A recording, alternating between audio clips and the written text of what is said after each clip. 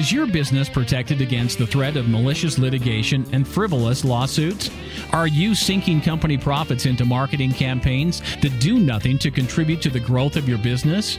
Bottled Business Sense provides practical business perspectives that uniquely emphasize both legal and media marketing strategies to protect and ensure the longevity of your business. Now, whether you're trying to provide a startup business with some level of stability or an established business with foolproof asset and estate protection, or simply attempting to get a better return for your business marketing dollars, Bill Bernard and Rick Moscoso will expose potential pitfalls to ensure the security and growth of your business, free from unwanted expense and the threat of litigation.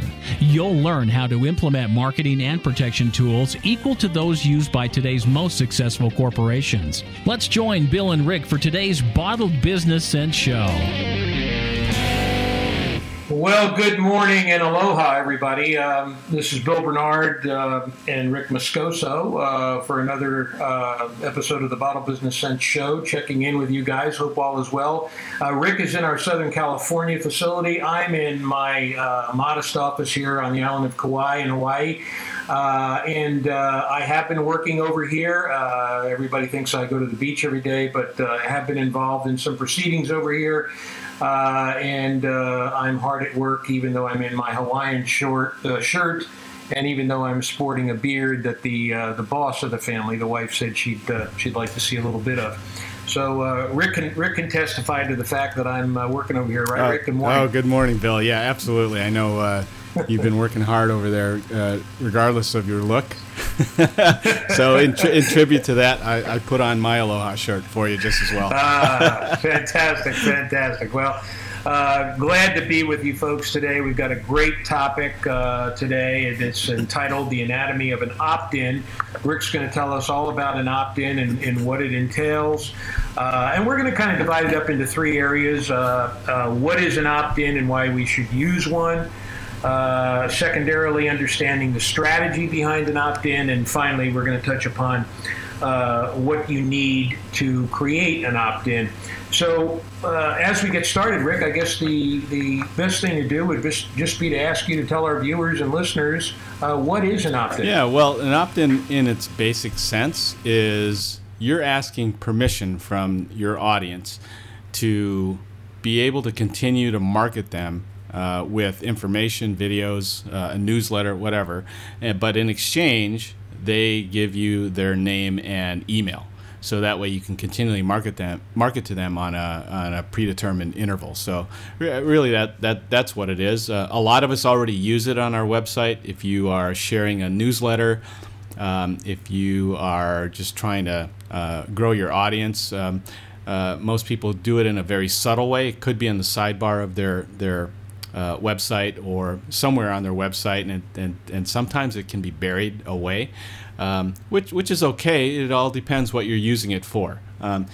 If you're trying to just share information with them, that might be a good way.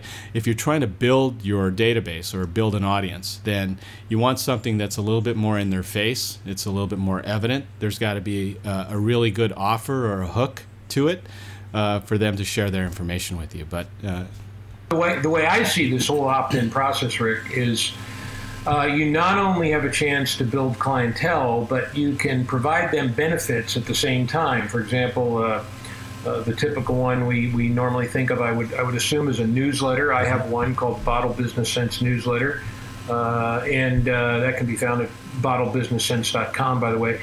But you're able to provide them benefits such as educational materials and ideas about new services or products at the same time that you're trying to build your clientele or your client base, right? Yeah, exactly. And I think the best way for folks to use this is not so much use it to sell their product or service, but use it more to educate or to inform their customer base. Like just like you have your newsletter, we also do video emails out to our clientele, informing them of different trends, different ways to do real estate photography, some of the new tools that are available to us, different things like that. So if you use it correctly, you can build a pretty big following if you stay away from trying to sell them right up front. Right. In other words, you're providing them free information, much like we do here on the show. Yeah, absolutely. Yep. I would just interject and say, if you are a professional in the field of law, or if you're a CPA or a physician, something like that, you want to make sure that you use a really solid, good disclaimer on any of your opt-ins, because you haven't really established a personal one-on-one client relationship with the people that you're providing this information to. So you want to make sure that you have a really good disclaimer that you can use for your opt-ins if necessary. I noticed that in addition to newsletters, I've heard, Rick, and I know that you're the absolute expert to talk about this, that the video opt-ins now are very important. And how would one use a video opt-in versus a newsletter opt-in? Do they essentially accomplish the same purpose and goals? They do, but I think in my experience, from a conversion standpoint, video seems to convert much faster and much better than a static type of offering. Now, that's not to say that you can use both at the same time. In fact, what I was going to suggest in how you use it is that, let's take a look at the framework of an opt-in. When somebody comes to your page and you have something that you want to promote, and you have a goal in mind that you're doing the opt-in to grow your database, right? The first thing that they should see on a landing page, if it's a specific opt-in, is possibly a video, right? A short video and you would hit them with some kind of pattern interrupt statement, like some kind of pain statement that would stop them and think, oh yeah, that's happened to me, and then provide a solution. But to learn more, leave your name and email, and I'll also provide you with a free top 10 list on whatever that subject is. So once they opt in or drop in their name and email, then they hit subscribe or get my free report. Once they get to the other side, they'll actually see a value video, okay, that you could further elaborate on that topic. But in addition, what goes to their email is that free report that you promised that you were going to send them. So they actually get a 2-for-1, so to speak. And I think we have that on my sites. It'd be interesting to pull one of those up and see what one kind of looks like, and see what I'm offering, for example. If we get a chance to do that, we will. Yeah. But marketing new products, marketing new services, it's also not just an educational tool to talk about what you are able to give them in terms of your expertise, but it's also a way to market new products and new services, right? Yeah, and you want to be really mindful on how you do that, because let's say you have a new product that a new widget that you want to promote. Well, you don't want to come out and say, "Hey, I've got this great new widget." What I would do is sell the situation, right? Explain the situation. This is what people have been experiencing. But we found through our professional experience that if you did this, and this, you can save time, you can do it faster, you can do it more efficiently, and you can do it less expensively. And then let them know that you have something that will solve this issue, solve this problem. So it's not so much all in the features, but definitely selling the benefits. Or promoting the benefits in a video follow-up that you do, okay, after they get through the opt-in. Once you've tickled them up front and got their attention, and pre-sold enough value in what you have behind the door, then you have a better chance of them dropping their name and email. Okay, I noticed the second part of the equation to opt-ins is to discuss a little bit about the strategy behind it, and you have some interesting points that you wanted to make regarding that in terms of the use of texts and graphics. And in other words, how do you do you use the same general principle when you start to formulate a basis for an opt-in, despite whatever business the individual might be in, and then gear it to the specific area of expertise that individual has? Is that how that all comes together, or is there another way to do it? No, that's exactly. I mean, it's a very basic framework. It's the recognizing or bringing to the attention the pain, which is the pattern interrupt. Like. So when you say pattern interrupt, Rick, what are you referring to? Okay, let's say. Let me use this example. So, have you found that I'm going to speak from a real estate standpoint? Have you found that your open houses have not been creating the traffic that you want? Do you think it maybe could be, but your marketing is solid? Do you think maybe it's the traffic, the lack of traffic could be from the poor images that you're posting on the MLS? All right, so that could be a pattern interrupt statement where it's like, maybe it is my photography that's really bad, and that's because in this situation, most of the people that are looking for homes, they go online before they even call the agent, right? And so if you have crappy looking images online, well, who's going to come see your open house? We tend to, I guess we really need to just come right out and state it, although I think probably a lot of people already realize it. What we're doing with this pattern interrupt is essentially creating a fear inside the person who reads it. And I hate to use that word because we're not intentionally trying to scare anybody, but in order to strike a chord and get them to realize what they may need, again, as opposed to what they may desire to have, we need to strike a chord with them emotionally, and we need to be able to say, hey, look, are you afraid of this? Because if you are, you need this product or service, right? Yeah, you said it perfectly. I mean, and you're right. It's not to create fear, but it's really just to get their attention, if anything.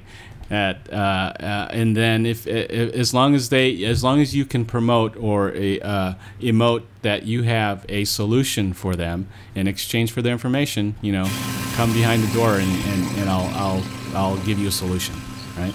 Right. Yeah. Let's do this, Rick, if we could. Let's pull up. I want to pull up one of my sites because I want to be able to tell people, okay, look, here's what I'm doing. And, this is, I want to be able to say, okay, look, I'm doing this and here's why I'm doing it. I might as well give myself as an example. Sure. Let's pull up businessassetprotection365.com. Businessassetprotection365.com. And again, my sites are set forth in three areas: Business Asset Protection 365, Protect Your Estate 365. One's for estate planning, obviously, and one's for asset protection. And what's the first pattern interrupt that we see there, Rick? And then while we're doing that, we're talking a little bit about the strategy behind an opt-in now, and what do we really need to touch on? I think we do, don't we, Rick? What's the value of this strategy to the viewer? Or is that something we've just talked about in essence in terms of getting him shaken up a little bit to realize what it is that he needs to do, he or she? Yeah, well, the value. Are you asking about the value to the opt-in or the value to the viewer of the opt-in? Okay, well, the value to them is that, hey, you're being educated for free by an expert in law, in this case, in asset protection, right? And and on your page here, you have that short video that talks about Asset Protection 365. It gives them an opportunity to hear and at least get to know what your persona is like. And then if they like that, then they'll hopefully they'll want more and would love to hear more from you regarding that topic, and then they would sign up for your free report. What's that pattern interrupt that I have at the top of the site? Okay, so it says lawyer for business. Let's see. Okay. So it says, lawyer for business best asset protection. The best way to limit your exposure to costly litigation is to have all of your business assets protected, because you don't have to be sued, because you don't have to be at fault for someone to sue you. That's right. And that's the pattern interrupt. Yeah, and it's essentially, and you know, I don't want to get off the course of the program, but essentially to make the point that Rick's trying to get across as well, is that you try to impress upon people that you need something of vital importance, not because something may be imminent that you know is coming down the pike, but something that can happen to you when you least expect it, because there doesn't have to be a logical progression for you to be sued. And by that I mean you don't have to you don't have to necessarily do something that you perceive to be wrong in order to be sued if somebody else perceives it to be wrong, even though you know in your heart you may have done nothing wrong. So that's what I think Rick's trying to get across. Yeah, and Bill, the way that you did it here is perfect, because you have the video teaser, so to speak, right here. Mm-hmm. It's actually right up front. Which in your case it works well. In other cases, you could have a small snippet of this before you actually show them that almost 2-minute video. But what I see, the biggest mistake that I see out there is that is that this page is all full of just content, textual content that may not even have to do with what you're trying to promote, and all they have here in the sidebar is, hey, get a free report for the 10 best proven methods of asset protection. It's like, unless you're teasing them somehow, then the likelihood of people opting in for that free report off to the side is probably zero. But you did it exactly how I would promote, is that you have a educational video here up front. Mm-hmm. If they like what they see, they'll want more. Okay, so you're saying I did it the correct way. Yeah. Okay. And we all want to make. I want to make clear that Rick helped me. So Rick was, Rick's my guy. So yeah. I would expect it to be the right way. yeah, exactly. But you also spoke to me a little before the show about making an irresistible offer. You may have just touched upon it, Rick, but can you expound on that a little bit? What would be an example of an irresistible offer? Well, an irresistible offer would be once you have an emotional pain that you've drawn out that really would resonate with your target market. The irresistible offer would be your solution, and however you want to wrap that. That would be your big bold claim on how to solve their problem, right? And really that basically what it is I have to see what he has to say, because I'm experiencing exactly what he just talked about on that video. And so if you can draw it out in a way where the viewer would say, I got to have that. I have to know the answer. And that's really all a part of creating that urgency to find out your solution. Good. Right. Well, how are we doing on time, Rick? Why don't we take a spot here for our first sponsor, and then we can continue on. Well, yeah, let's do that. To prove my point that I made initially at the beginning of the show, that I am working out here, I made contact with a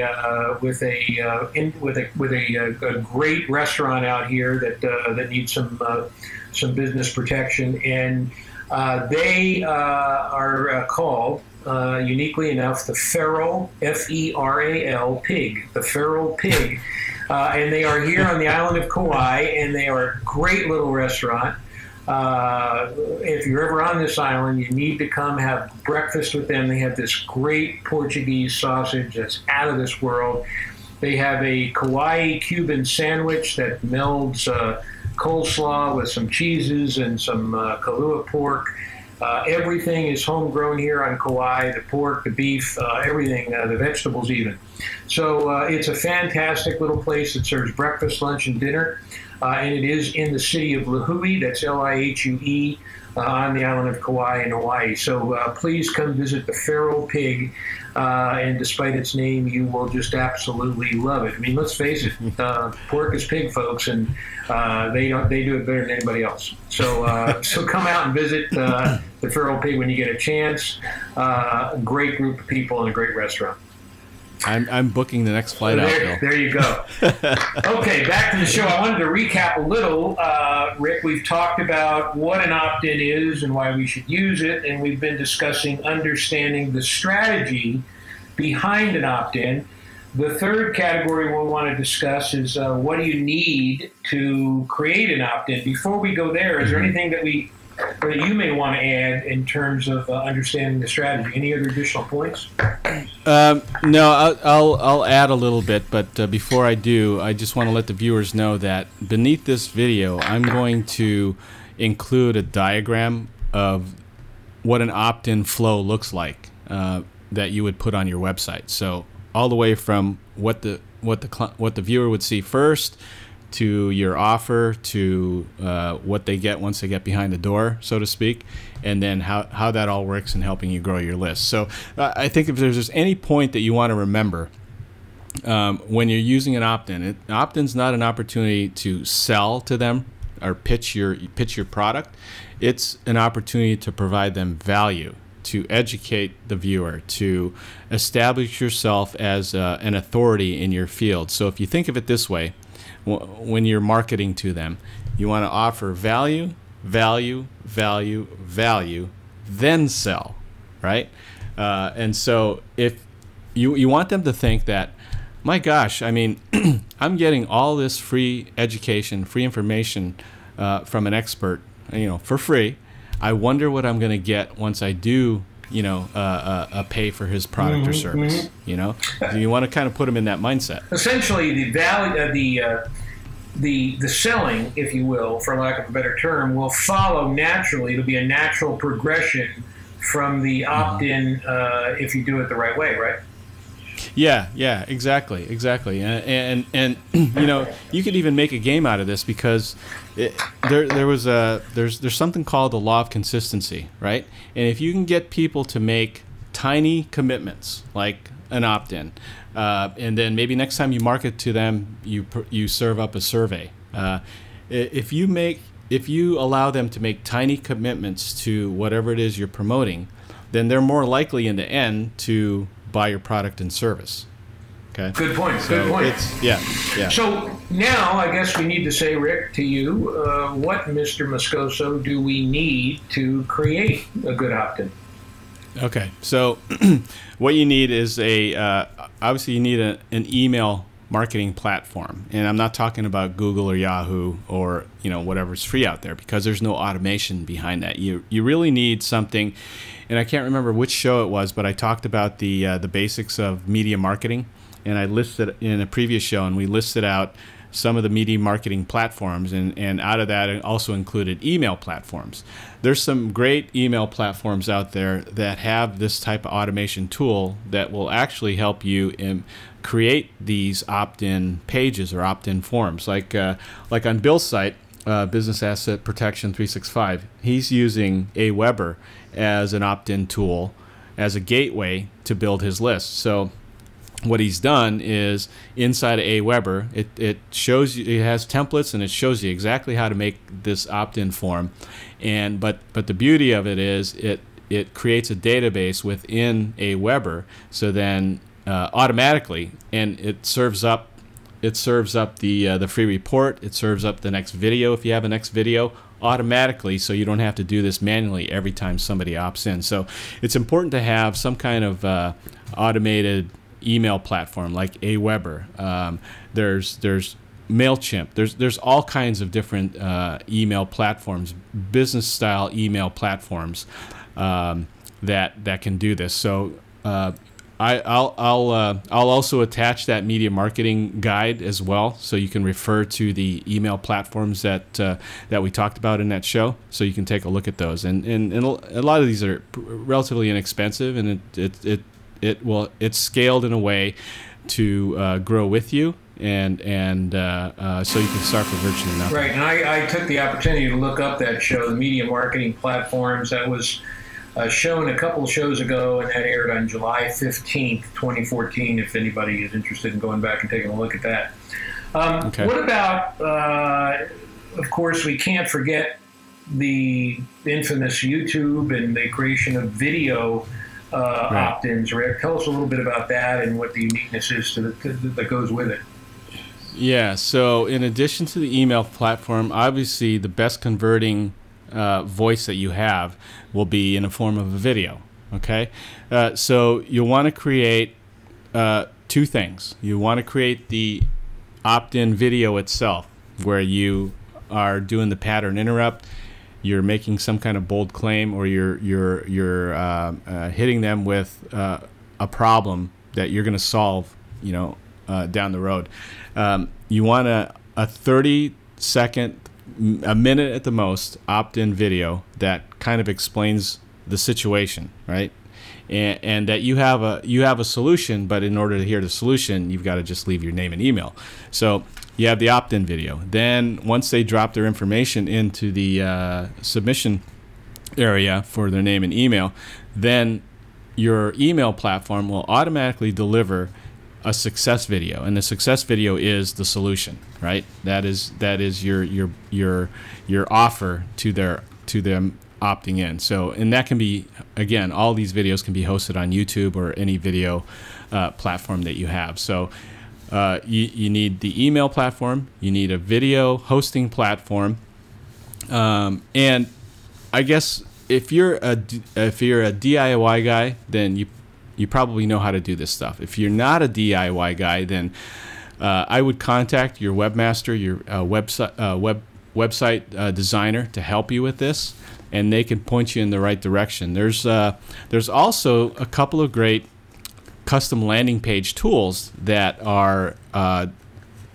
useful in making this process even easier. They have pre-made templates that will give you, like, for instance, the overall design that they see when they come to this landing page is already pre-designed if you want to choose, and they've got hundreds of different templates you can choose from, and I'm talking about Lead Pages and Megaphone.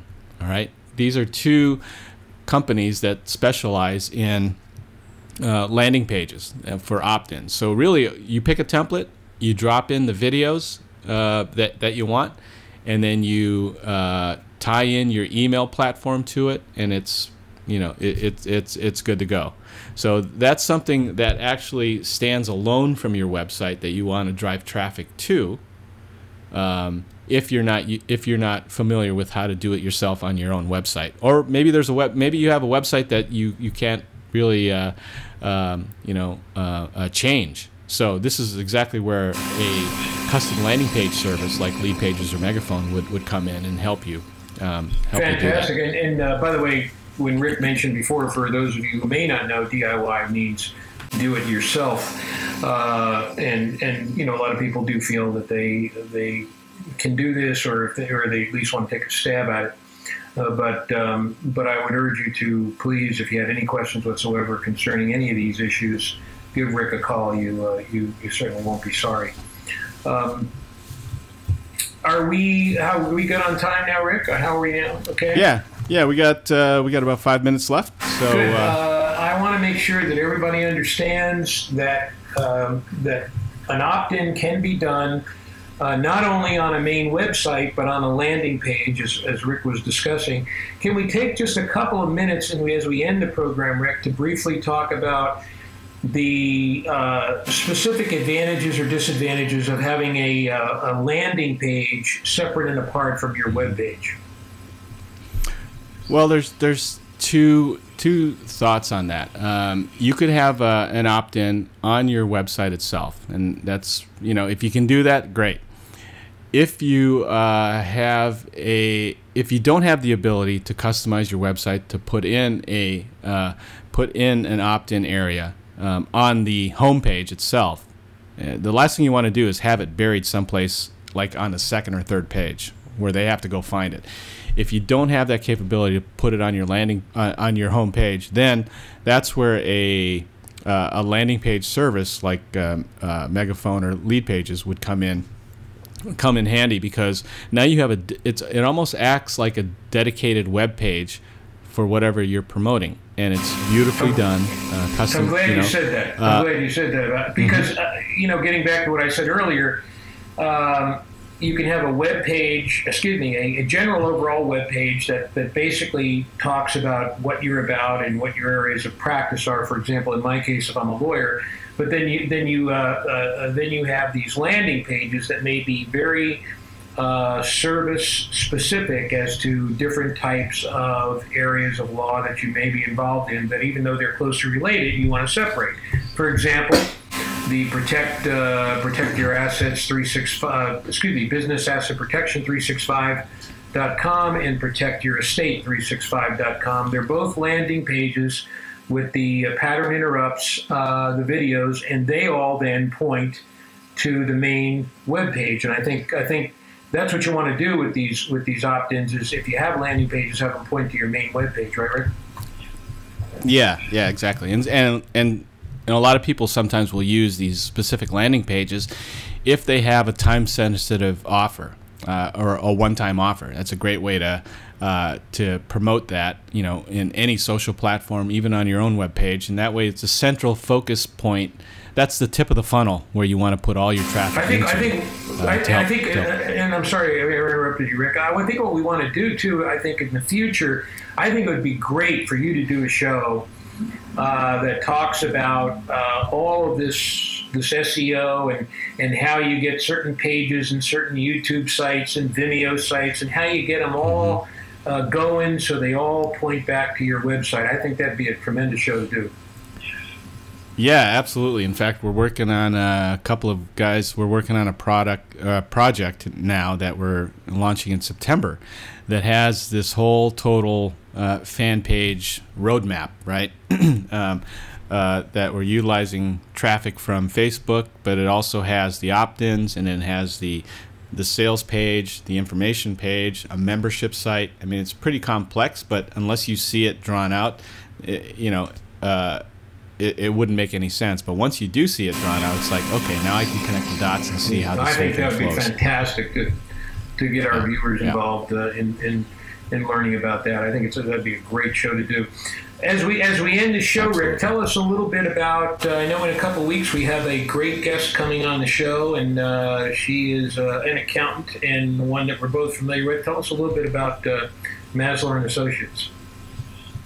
Well, Sharon, as you know, is a great accountant. I've had the opportunity to do some headshots. My partner and I went into her office. They wanted some headshots to make them look more approachable. They wanted a Why Hire Me video to really promote what they're doing in a different way than you would typically perceive an accountant agency. And so the feeling that I got from her company was that they were a close-knit family style company where everyone worked with everyone. They worked very closely together. I think they started off as more of a boutique CPA firm. Yeah, exactly. I think and I think if you ask Sharon, that's probably how she would promote herself, as a boutique firm, but definitely not the stiff personalities that you would perceive an accountant to be. They're actually a pretty fun group, and we had a blast working with them. So I'm really looking forward to having her on the show. And they do not only just great accounting work, but they're great as representatives. If you have a problem with the IRS, they do a multitude of things, and I can attest to that. Not from an IRS standpoint, but I can attest to the quality of their work. And I think, what is the day that that Sharon will be on the show, Sharon? I think her show is on September 9th. Sharon Masler will be here September 9th with us. So what do we got on tap for next week, Rick? In next week's episode on September the 2nd, Bill will be discussing the distinction between an independent contractor versus an employee. So we'll look forward to that. Rick, a great show today. I can't express enough of how much I always appreciate and enjoy the topics that you get yourself involved in with us, and I know the viewers appreciate it too. So we'll look forward to seeing all you guys next week, and we hope you'll be with us. And in the meantime, we hope you have a prosperous week. Rick, I will see you same time, same place at 10 o'clock. All right, Tuesday. Bill. Great show. Looking forward to hearing from you again next week. Viewers, thanks for coming, and we will see you again from Southern California and the beautiful island of Hawaii. Take care, everybody.